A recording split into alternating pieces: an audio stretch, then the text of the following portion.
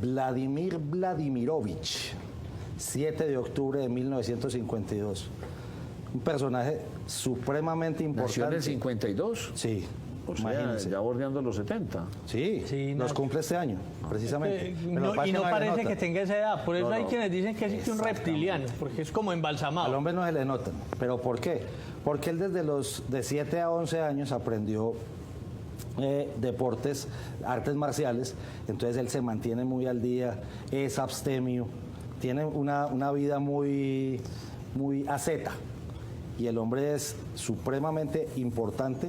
Y hoy apenas, le soy muy sincero, Nacho, y a todos los televidentes, apenas lo están empezando a estudiar, teniendo 20, 22 años en el poder, ¿no?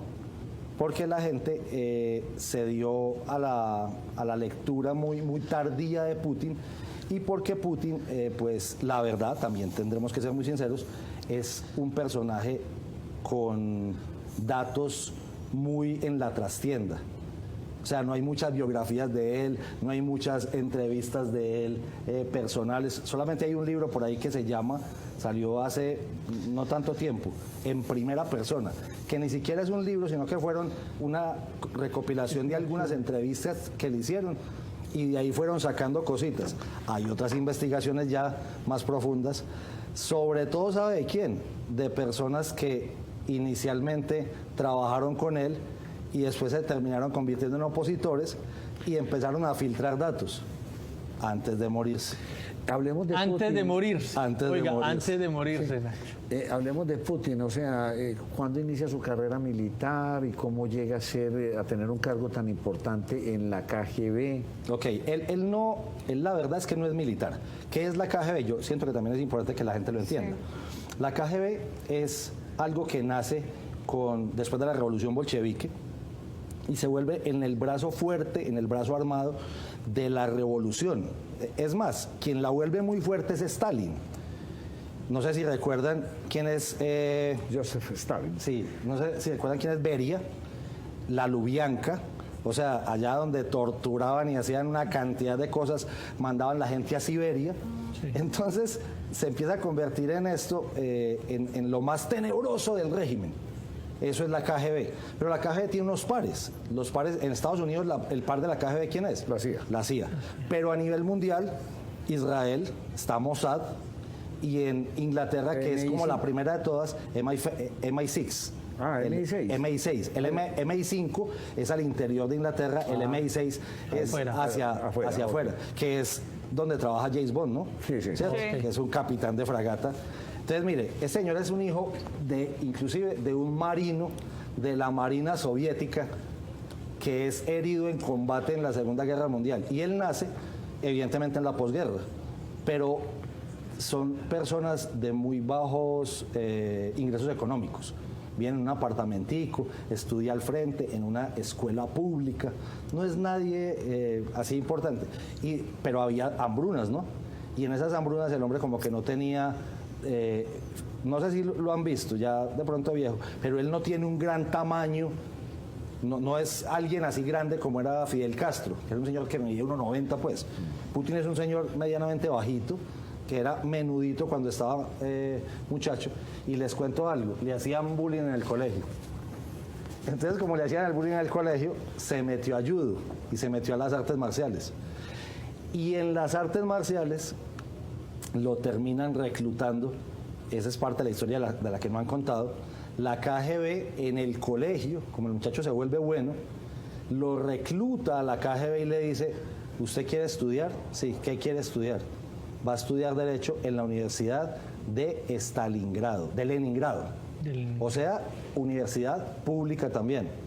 De nuevo, no hay mucho dinero, él nace en la mitad del estalinismo, y en la KGB le paga la carrera e inmediatamente se gradúa como abogado. Lo reclutan. Cosas que la gente no sabe. No lo reclutan, lo inscriben formalmente porque a él ya lo habían reclutado desde el colegio. Entonces, ojo que ahí es que viene la situación interesante. El ADN, me lo decía ahorita aquí nuestra compañera, el ADN de él es la KGB. Él se forma en los métodos de la KGB. Él se forma en ese soviet duro, pero hay Y muchas cuando todavía confusiones. era la Unión Soviética. Cuando era la Unión Soviética. Muy bien, cuando Recuerden no había que- entrado ni la perestroika, ni Gorbachev, ni nada de esas cosas. Exactamente. Entonces él se gradúa, pero hay que explicar algo. En la academia de la KGB usted puede entrar como agente normal, o sea, como un bachiller, o puede entrar como entró él, ya con una profesión. Él se gradúa como teniente de justicia y empieza a crecer. Lo hace muy bien. Y por allá en el año 85, fíjese que lo mandan a una ciudad que se llama Dresde. Y Dresden en Alemania. Dresde es Alemania. Y porque la historia es así, le toca la caída del muro de Berlín, le toca perestroika, le toca el derrumbe de la Unión de Repúblicas Socialistas Soviéticas, mientras él ya ahí había ascendido a teniente coronel, por eso te dije que él no era militar, sino que en la KGB se equiparaban los grados militares a los que ellos podían adquirir, porque la KGB pues era pues muy militarizada, por decirlo de cierta forma. Le toca la caída del muro de Berlín y el desmorone de la Unión de Repúblicas Socialistas Soviéticas, y eso es tan impactante para él que cuando él vuelve a Moscú, eso está en un declive brutal, o sea, él no tiene nada. Es un señor que ya era abogado, que había sido coronel, que tenía una carrera, pero en la KGB no había absolutamente nada. O sea, existía el coco en Moscú, no había trabajo para él. La historia dice que él renuncia a la KGB. La verdad es que no es que renuncie, sino que no había nada para hacer y vuelve a San Petersburgo, que antes Leningrado, ¿no? Eso hay que explicárselo a la gente. Leningrado es el mismo San Petersburgo. Adivinen a qué vuelve, ya con 2 hijas, casado y con 2 hijas. Vuelve a manejar taxi. Ah, esa fue su profesión. Entonces, ojo, Por ahí en pues. los 90 entonces. Exacto, ya en los 90 el señor vuelve y como 2 años más el señor está manejando taxi y se encuentra con el personaje más importante de su historia, que es Sobchak. Por ahí debe estar apareciendo ya en pantalla. Sobchak es quien realmente convierte a Vladimirovich Putin en lo que es. Ese es. Sí. ¿Sobchak quién es? Había sido un profesor de la Facultad de Derecho de la Universidad de Leningrado y se lo encuentra en el taxi y le dice: Vladimir, ¿usted qué está haciendo ahí? Profesor, trabajando, yo tengo 2 hijas, esto se acabó, eso iba en declive, recuerden. Pues a los que nos tocó que somos viejitos, ¿cierto? Los que son muy jóvenes no recuerdan. Y él le dice: véngase a trabajar conmigo a la universidad. Él era decano de la universidad. Él se lo lleva, él organiza medianamente o muy bien, porque imagínense, pues un coronel de la KGB manejando una facultad. Lo organiza, él después Sobchak se vuelve rector de la universidad, pero después se vuelve alcalde de San Petersburgo. ¿Quién? Sobchak. Muy bien. Y se lo lleva a él como asistente personal. ¿Y Sobchak de qué partido político era en ese momento? En ese momento no había muchos partidos políticos en Rusia, apenas estaba empezando a dar la apertura. Y la verdad es que estaba entrando el capitalismo de forma salvaje, y recuerden que en ese momento se vuelven muy poderosos, pero es Moscú. Acuerden que aquí estamos hablando de la provincia, ¿no? Sí. No hemos llegado a Moscú todavía. En la provincia no se dan cuenta que quienes se están volviendo poderosos son los que ellos los llaman así, oligarcas. ¿Oligarcas de qué? Del petróleo, porque se abrió el mercado. Los que se quedaron ¿cierto? con los... Claro. Entonces, Las los riquezas oligarcas, ¿quién les da mucho poder? Boris Yeltsin, ¿se acuerda? El borracho. Presidente Boris Yeltsin. Entonces, pero aquí todavía estamos con estos señores, él en la alcaldía, y lo nombran como secretario de Relaciones Exteriores de la alcaldía de San Petersburgo. Ahí le va muy bien. Ustedes ahorita estaban hablando de que el alcalde encargado no sé qué. Fíjese que el primer cargo de importancia que él tuvo fue alcalde encargado de San Petersburgo muchas veces. ¿De quién? De Sobchak, cuando Sobchak salía. Oh. Entonces, fíjese lo que está pasando ahí es, él empieza a coger una experiencia desde el sector público, ya no en la inteligencia estratégica del país. La especialidad de él al interior de la KGB era contrainteligencia. Okay. O sea, él era el que no permitía que le hicieran inteligencia a la Unión Soviética. Se intenta reelegir Sobchak y no lo logra. Y como no logra reelegirse, ahí este muchacho se va con la recomendación de Sobchak, ellos no pelean, pues la verdad, él se va a Moscú. Y en Moscú llega a un cargo en el nivel nacional, es como irse pues de Medellín a Bogotá, pero un cargo que no es tan importante, que era el administrador de bienes, pero en Kremlin, ¿no? Lo importante es que él llega al Kremlin a la presidencia de Yeltsin. Al año, fíjese, la carrera es tan frenética, tan ascendente, que al año le entregan un cargo que será crucial, pero la gente no lo ha entendido muy bien, ni siquiera lo entienden en Colombia. Ustedes, no, le entregan un cargo que es lo que hoy aquí sería la UIAF. No sé si sabes qué es eso, Nacho. ¿La unidad de qué? La unidad de investigación de análisis financiero. Ok, sí. Es la que conoce todo el tema de lavado de activos y de por dónde va la plata. Enseñanzas de la CIA, follow the money. Este es el que conoce. O sea, pasan cosas coyunturales. ¿Por qué? Como Yeltsin le da muchísimo poder político a los oligarcas y este está encargado, solo al año de haber llegado a Moscú, de todos los flujos de capital, él se entera cómo son todas las mafias. ¿Quién es quién? ¿Quién es quién y cómo manejan todas las platas? Lo maneja tan bien que al año, ojo pues, en un año iba ascendiendo de cargo a cargo. Tiene 3 cargos en la administración Yeltsin. Al año le entregan prácticamente la administración del Kremlin, jefe de la administración. Es como lo que acá, estoy intentando hacer un paralelo. ¿Eso fue más o menos en qué año? 96 a 98, 99. Perfecto. Son así. Al año coge el otro cargo y al año coge el cargo de jefe de la administración. Es como aquí, si aquí fuera demasiado rápido, porque era muy eficiente. ¿Y por qué era muy eficiente? Porque los métodos KGB son muy eficientes para buscar información e inteligencia y para no pertenecía a ningún partido todavía reconocido. Es que no. Muy bien. Entonces, eso es lo más importante. Él se vuelve la mano derecha de Yeltsin, que es un gobierno en declive, porque Yeltsin empieza a caer en caída libre, pero en medio de un gobierno que va muy mal, hay un funcionario brillante, que es él.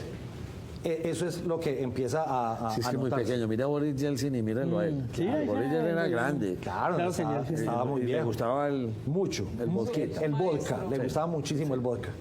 Entonces, fíjese que él, después de eso, cuando le ven todas esas aptitudes, ojo, pues van 3 años en Moscú nomás, y al tercer año lo nombra director del Servicio de Seguridad Federal, o sea, de lo que ya no se llamaba KGB, pero que ahora se llamaba Servicio Federal de Seguridad. Entonces él llegó a ser director de en lo que se formó cuando ya se había acabado la KGB, pero con todo el poder del mundo. ¿Por qué? Porque esa ya es la inteligencia estratégica de todo Rusia, sí, en manos de un muchacho que era pues un provinciano, llevaba 3 años en Moscú. ¿Y en esta época le empiezan a conocer aliados a Putin? No. Nada, solito. Él todavía seguía a la sombra. A la sombra de Yeltsin, haciendo el trabajo muy bien hecho, Yeltsin muy contento con su trabajo, pero él recopilando información sobre todo de los nuevos ricos. Los que hemos estudiado algo de economía, nos damos cuenta que en Rusia, en los 90s, hubo un crecimiento de la economía súper exhaustivo en poco tiempo. Rápido. Y él conoce todos los movimientos. ¿Pero con qué objetivo? Él tenía un objetivo fundamental y era, yo conozco todo porque en algún momento llegará mi momento. Lo nombran al 4.º año, es que es demasiado estratégico. Al 4.º año lo nombran en la Secretaría del Consejo de Seguridad. Ya no solamente era el jefe del Servicio de Seguridad, sino que direccionaba y dirigía la mesa de todos los organismos de seguridad del Estado ruso. 4 años en Moscú nomás. Okay. Imagínense pues el poder. Y en esas, Yeltsin le da por dimitir. Y lo nombran. Cuando lo va a dimitir, a él lo nombran, la estructura del Estado ruso es muy distinta a la nuestra. Entonces allá tienen primer ministro y presidente de Rusia. Sí. Como es el funcionario que se le volvió el de confianza a él solo en 4 años, ya Yeltsin no confiaba en nadie, él se sentía traicionado por todos los lados, lo nombra primer ministro. Y dimitiendo él como primer ministro, la Constitución dice que queda encargado El primer ministro. el primer ministro como presidente de Rusia. Entonces ahí estaba como encargado, Yeltsin se va tranquilo y él todavía no está dando muchas muestras de abrir De la esa sala. ambición tan Exacto, de abrir la sala, desmedida. porque fíjate que lo que hace es, sigue mimando a los oligarcas. O sea, los oligarcas que habían sido mimados por Yeltsin, él dice, no se preocupen. La tenía clara. Sí, claro, dice. Los tenía que seguir mimando para estar apoltronarse ahí. Y como- después le hace favor a Les dice, Yeltsin, ¿no? Claro, entonces le dice, no hay problema. No, es que el primer decreto que firma, que a los poquitos meses lo convierte en ley, es, y los expresidentes tendrán inmunidad. Claro, Es le lo devuelve el primero favor. que firma. Se ve lo estratégico, lo estratega. Claro, porque pasa? Yeltsin venía siendo investigado por lavado de activos. Entonces él dijo, usted no se preocupe, entrégueme a mí, usted está muy enfermo, entrégueme a mí, yo le recibo, yo le garantizo la inmunidad de que no lo van a tocar ni a usted ni a su familia, ni a sus bienes. Yo sigo mimando a sus amigos oligarcas y déjeme que yo hago.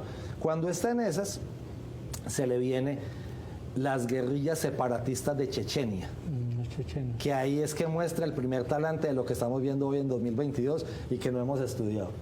Las guerrillas separatistas de Chechenia son un país más de los que se está separando desde el Y 91. con una guerra muy brutal, Muy salvaje, dura, lo que muy pasa en salvaje. Chechenia en los años 90. 99-2000. 99-2000, muy Entonces, bien. en ese 99-2000, lo que él hace es, como Yeltsin estaba ya sin energía, estaba tan viejo, estaba de salida y no se iba a dar esa pela, él sí se la da y él dice, yo voy y hago la guerra. Y gana la guerra a un costo brutal. O sea, eso en unos meses mató como 380 personas. Sí. Al que le tocó llevarse por delante se lo llevó. Pero eso, en vez de generar un sentimiento de repudio, como creo que sí puede estar existiendo ahora, no sé si se han dado cuenta que sí hay. Alimentó el nacionalismo No, en su eso momento. creció y ese señor se volvió el tipo más popular de allá. Entonces dijeron, mire, este muchacho, porque era pues todavía joven, este muchacho es berraco, no sé qué, está sacando adelante y nos va a impulsar como la gran Rusia que siempre hemos debido ser. Llega y hace su primer periodo, ya lo eligen. Ojo, Ahí quedó lo eligen, encargado. pero no por votación popular. Sí, por votación. Ah, muy bien. Pero Entonces, ojo cómo lo ¿cuánto eligen. dura un periodo de él? 4 años. Muy bien. Pero ojo, que ¿Estamos en qué año ahí ya, doctor? estamos en 2002 a 2004, Ok. primer periodo. 20 y pico de años. 2002 a 2006. Sí. Perdón. Entonces, ojo a lo que viene.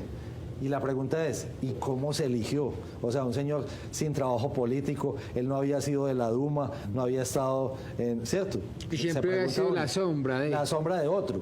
Él no había sido alcalde de San Petersburgo, él no había sido nada. ¿Cómo se eligió?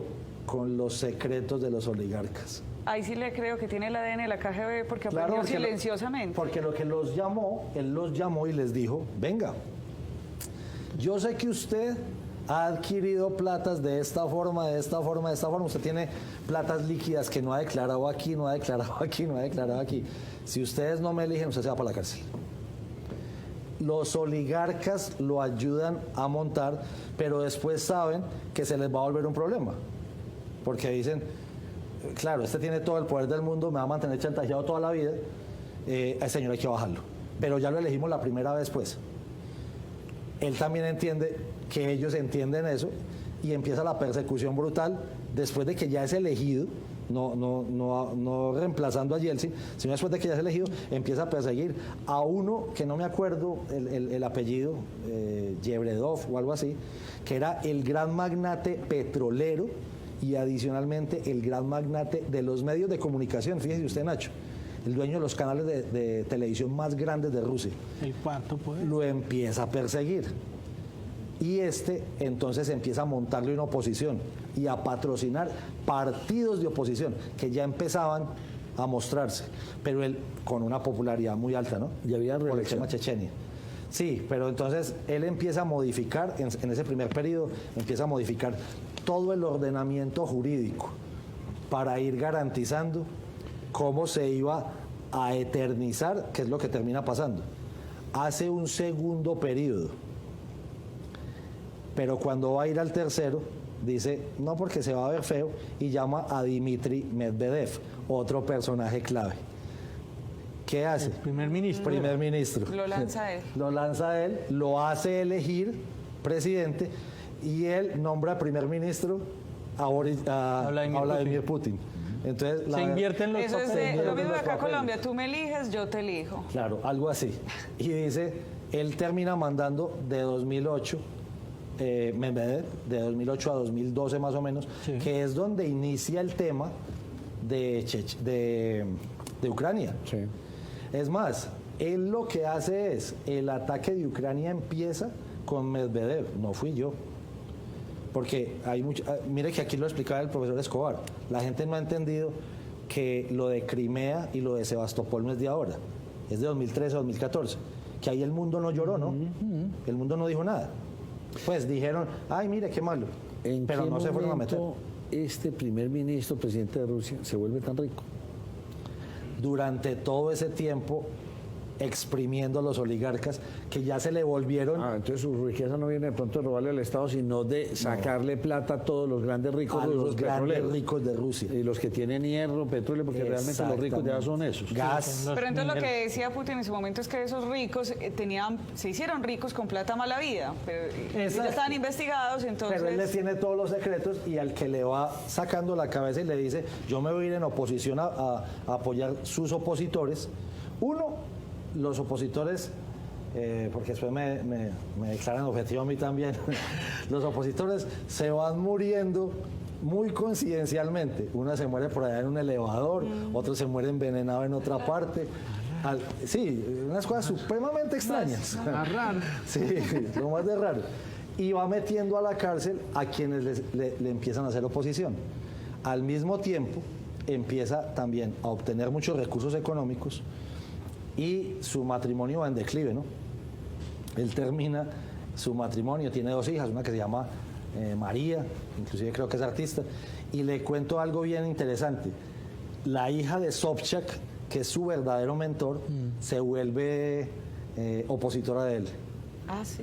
Y esa es la única opositora a la que no le pasa nada. ¿Le perdona la vida? Sí, no le pasa nada, él trata de mantenerla y ella le tira durísimo en los medios de comunicación. Pero él entiende, él tiene algo de lealtad. Hay Una que entender. gratitud ahí. Hay una gratitud o un respeto por quien le dio verdaderamente la primera oportunidad. Pero lo que uno tiene que entender de verdad, que es donde yo le digo, Nacho, a los medios de comunicación y a la academia, inclusive, que se ha demorado mucho en estudiar a Putin, es... Entonces, el comunista Putin, falso, No es comunista. no es comunista. Para nada es comunista. De hecho, él ha denigrado el comunismo, es alguien absolutamente capitalista. Lo ha hablado en todas las conferencias que ha podido, inclusive cuando hablaba con Trump, cuando hablaba con otros presidentes. Él es un absoluto capitalista, pero es que ahí la discusión no es derecha e izquierda. Él negocia con el que sea y él tiene amigos en la derecha y en la izquierda. La verdadera discusión con él no es esa, porque él lo que verdaderamente es o sueña Es volver a tener volver a la gran Rusia, Unión de Repúblicas incluso- Soviéticas. No, ni siquiera a la URSS, a la de antes de 1917-18. A la de los Ares. A la de, exactamente, lo que verdaderamente él sueña es ser imperio, imperio. O sea, Catalina la Grande, Pedro el Grande, cuando Rusia era una cosa absolutamente inmensa. Y desde dónde lo podemos decir. ¿Cómo me van a decir a mí que alguien absolutamente, que le dicen de izquierda, es conservador, cristiano ortodoxo, absolutamente ortodoxo, de oración, de rezo, de respeto por sus fuerzas militares? Es muy Amante de los respetado. mejores carros, yates y aviones. También. Sí, un De sibarita. montar en, o sea, es un sibarita Sí. después de tiempo, pero entendiendo que el señor no nació en cuna de oro, ¿no? No, viene de abajo. Él viene desde abajo, es un Y- señor hecho a pulso. ¿Y en la actualidad es casado, no es casado? No, Nada. él se separó, nunca se volvió a casar. Su hija es como si fuera su primera dama, algo así, pero evidentemente le gustan mucho las mujeres. Ya con mucho poder se volvió, ¿cómo decirlo?, infiel a su esposa. Sí. Mujeriego. Sí, mujeriego, pero nunca se ha sabido que no le pueden decir. de sus amores secretos. O algunos son modelos o cosas así, pero nunca se ha comprobado nada con ninguno. ¿Está solo o acompañado? Hoy dicen que está solo. No, en el poder. con Ok. ministros, con otros... Lo que pasa es que él, con la visión que tiene, él necesita más, por ejemplo, que desde adentro, desde afuera. Y él tiene a Lukashenko. Lukashenko es Bielorrusia. Es un absoluto... le está ayudando en este momento. Es sí. un absoluto aliado de él. Absoluto. De hecho, si lo van a catalogar o si lo vamos a catalogar como lo catalogó Kasparov en estos días, que el demente, no sé qué, estaría más demente Lukashenko que este. Este es absolutamente racional, ¿Y diría qué yo. se sabe del perfil psicológico de él? Yo creo que no se puede despegar de esto. ¿Él qué es? Él sigue siendo un agente de la KGB, ahora siendo presidente de Rusia. ¿Por qué? Él no es comunista, o sea, no es de izquierda, y sí es capitalista en lo interior, como decíamos, él es un absoluto sibarita. Él lo que nunca se permitirá es que su Rusia querida, él es un patriota, Sí. no tenga los suficientes recursos o le corten recursos. Por eso es la importancia de Sebastopol, de Crimea, de los gasoductos hacia Europa. O sea, él nunca va a permitir que su pueblo, por ejemplo, empiece a sufrir de hambre. Pero venga, entonces ahí hay que hacer un paréntesis y profundizar un poco, porque entonces todas estas sanciones que les está imponiendo el mundo a Rusia le deben Le estar están golpeando. pegando ¿Le esa duelen gente. o no le Claro, duelen a él? Claro, pero como patriota, ¿cierto? Pero igual, si él gana, yo siento que él, por lo que va ahorita, ni siquiera es, o sea, Ucrania es la excusa, en mi concepto. Ucrania es la excusa para qué. Él vio, mi lectura es muy respetable, yo no soy geopolitólogo, tampoco soy politólogo, respeto mucho a los politólogos y yo soy profesor de ciencias políticas, pero yo soy simplemente abogado. Lo que pasa es que tengo una maestría en inteligencia estratégica, donde se estudia mucho esto. ¿Yo qué siento? Él entendió que el gran hegemón durante los últimos 100 años, que son los Estados Unidos, bajó la guardia. En cabeza Desde Obama. de Biden. Desde Obama bajó la guardia, pero cuando llegó Trump, él dijo, este se parece a mí, de pronto termina siendo igual de irreverente que yo, o igual de avesado que yo, lo voy a dejar quieto, pero le llegó Biden y entiende que Biden bajó la guardia, entiende que Biden no es el gran líder del hegemón de toda la vida, y dijo, este es el momento. ¿Para qué? Para posicionarme como hegemón, vamos a discutir con China quién va a liderar la hegemonía en los próximos 100 años, y lo decías tú ahorita antes del corte. Creería yo que lo que él quiere dejar como legado es, y yo les dejo a Rusia como hegemón. Usuga, una pregunta, ¿por qué los países de izquierda van y lo buscan? O sea, ¿por qué Venezuela es aliado? ¿Sabe una cosa? Porque yo Cuba? siento que hay nostalgia de comunismo. Pero si usted va y lo mira, Él no es comunista. no es comunista. Es más, las relaciones que él tiene sobre todo con Venezuela, son de deuda. De petróleo. Usted me debe. Sí. ¿Por qué? Todo ese petróleo mío. Usted está embargado conmigo, me debe todo. Y el día que yo le diga, tiene que hacer esto, lo tendrá que hacer, porque me la debe toda. Es más por buscar un país refugio que no sea exactamente Estados Unidos. Es más por pegarle al hegemón en su patio trasero. Por eso el Caribe es importante para él, no solo Venezuela. El No, Caribe claro, ya esto y el triángulo La Habana, Managua, Caracas. Ese triángulo es el importante para ¿Hasta él. cuándo está en el poder él?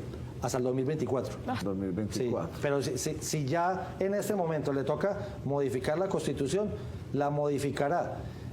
Ahora bien, ¿Usted piensa que él se queda? yo siento que no le está saliendo tan bien como Él esperaba. como él esperaba. Él esperaba más nacionalismo Sí. y más apoyo de todos los países, pero resulta Exactamente. que no lo están apoyando Porque tanto. esto no es una guerra del año 1939-38 que la gente ha querido inclusive compararlo con Hitler. No es lo mismo, ¿por qué? Hoy hay demasiadas redes, demasiada comunicación, estamos viendo en vivo el llanto del niño que está Sí, cruzando sí, la sí, frontera. sí, sí. Y eso no lo tenía él calculado. Y eso no lo tenía él calculado, no lo tenía tan calculado. Entonces, ¿yo qué siento? Él va a terminar por aceptar estos otros dos pedacitos cercanos a Georgia, Sí. ¿cierto? Y va a terminar negociando, aspiro y espero, ojalá, oramos por eso, porque termina diciéndoles, y simplemente no acepten a Ucrania en la OTAN, y listo, y dejemos así, pero ya mostré los dientes y ya pasé a ser el hegemón del mundo en compañía de China. Pregunta final, porque me cogió la noche, desafortunadamente, tengo otra invitada, es, ¿usted cree que él tenga la osadía de lanzar una bomba de estas Esa es atómicas? la gran pregunta. Una ojiva. Pues yo no No, creo no, que en este momento, porque yo siento que inclusive con lo de la planta nuclear, Sí. yo siento que no estaba tan calculado eso. Pero él será capaz de llegar hasta ese O punto. sea, esa es la gran pregunta del mundo. No, si él es capaz en ¿Es realidad capaz o de no. hundir Y ese usted botón está- rojo? Yo no creo. No cree. No, porque él tampoco es muy bobo. O sea, yo creo que Lukashenko sería capaz de hacer eso, pero creo que Putin no. Putin es un señor tremendamente calculador. Además, Putin debe saber que es todo el mundo contra él. Esa No. batalla no la gana. Y Ni porque- China ni Rusia unidos la ganan. Y porque siendo un patriota como verdaderamente lo es él, desde el punto de vista ruso, él no va a quedar como el que hizo acabar a Rusia, no quisiera eso, él simplemente lo que yo siento, y repito, reitero, lo que yo siento que él quiere es dejar, mire, yo fui el que acabé con la hegemonía de los Estados Unidos y yo dejé a Rusia en la hegemonía de los próximos 100 años. Me puedo morir tranquilo después de eso. Entonces, todavía no le demos final a esto. Él irá tras esos territorios específicos, ni siquiera es toda Ucrania, y de pronto probablemente no hunda ese botón rojo. Y la Porque OTAN se y le- la Unión Europea van a terminar diciéndole, listo, vea Ucrania, usted queda como en stand-by ahí, esperemos, Claro, no no es necesario quiere que la OTAN entre". ahí metida en el rancho. Exacto. Pero seguirá dando mucho de qué hablar porque sí va a tratar de metérsela en el rancho a los norteamericanos en Venezuela. Lo que pasa es que ya tiene, sí, eso es, Y ese es como otro, ese es otro Venezuela cuento. es la mitad de Rusia porque se la deben toda. Ese es otro cuento. Y mire, y en el triángulo que le decía ahorita, falta un factor o un actor fundamental, México. Porque entonces Sí, ya que ya no está es, cercano. ya no es un triángulo, ya no es Caracas, La Habana, Managua, es Caracas, La Habana, Managua al DF. Sí. Y esto se puede complicar en el Caribe y ahí sí entramos nosotros como protagonistas. Por eso hay que estudiar a Vladimir Putin. Doctor Usuga, gracias. Estaba muy buena la charla, pero nos cogió la noche a una velocidad.